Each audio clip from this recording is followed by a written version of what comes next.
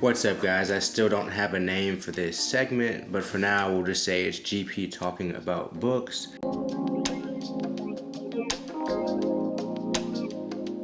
And in this episode, I am going to do the same thing I did last episode. So I will just introduce you guys to a book, say when I read it, say how I read it, so audiobook, ebook, or physical paper book. I'll give you guys my biggest takeaway, and I'll say who it's for, and I'll try to do it in under, let's say, 5 to 8 minutes. Okay, so today's book is by J. Prince, and is The Art and Science of Respect. I read this book actually back in 2019. I have the end date because I post them on Instagram. You can check out my reading list in the highlights on my Instagram if you'd like. And I finished it February 19th, 2019, actually, to be exact. And I listened to it as an audiobook. Last video was actually also an audiobook, but it was an audiobook not read by the author. This time it's an audiobook read by the author. This book was actually read by J. Prince, which does make it more personal. In the beginning, he gives stories about his family, he gives anecdotes, about his son later in the book. And all these things are more personal when it's the actual author themselves reading these comments. And so for my biggest takeaway, and like I said last time, this is a book I read a few years back, and so I feel like these biggest takeaways really have stuck with me at this point, because a lot of books I look at the cover and I don't really remember what I got from it, but this book I really do have some key takeaways. And my first key takeaway is sometimes you have to move backwards to move forwards. J. Prince got really big in the drug game when he was younger. Like, I think he was probably up until he was like in his mid-20s or something like that. Like, he was a millionaire already, essentially, off of the drug game. But he realized that wasn't scalable. He realized that the people he looked up to were dead or in prison around the age he was at.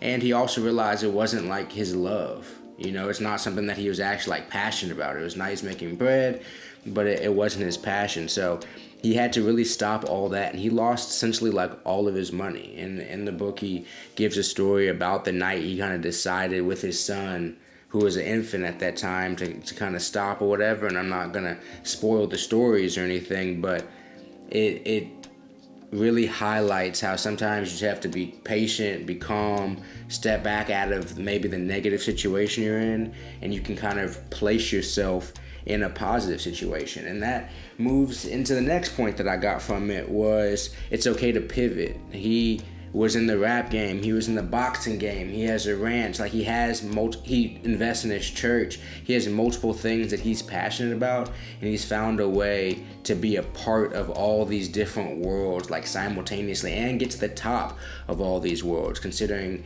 he promoted like Floyd Mayweather and stuff when he managed, I think, when he first was early in his career.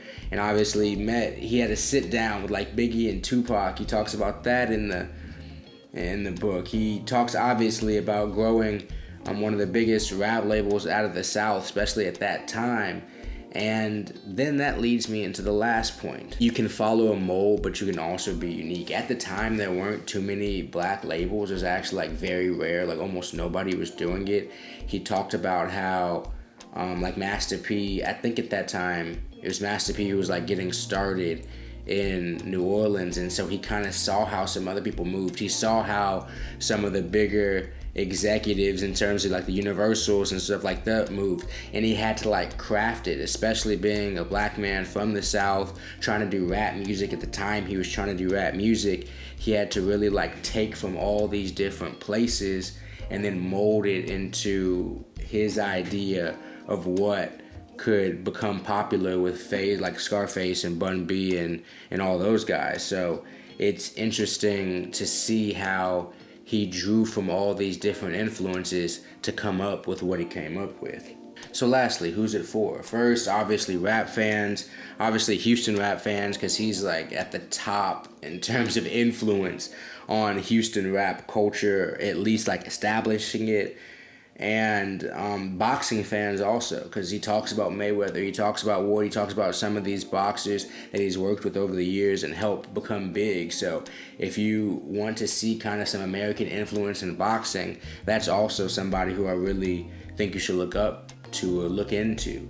Also just a rich black person, if you're somebody who wants to read about black people, if you're somebody who wants to read about successful business owners in the black world, Jay Prince is one of those people. Jay Prince has created a multi-million-dollar empire at this point, and he's pretty much stayed at home doing it the entire time for the most part. Obviously, he's traveled and stuff, but his base has been in Houston pretty much the entire time. So if you want to see, especially a Southern black, like really entrepreneur who's really kept a pretty clean sheet also over all these years, Jay Prince is a good person to read about. And I know people have mixed emotions about him, but at the end of the day, he's successful. And then back to my biggest takeaway, if you want to see how somebody broke the mold, kind of followed some examples, but created something brand new, if you want to see that creation and how it worked and how hard it was and how expensive it was and all these type of things, I think it's a perfect book for you. I really enjoyed reading it as like with the entrepreneur hat, with the creative hat, with a black hat on or whatever. It was definitely a dope book. Got a lot from it, as you can see.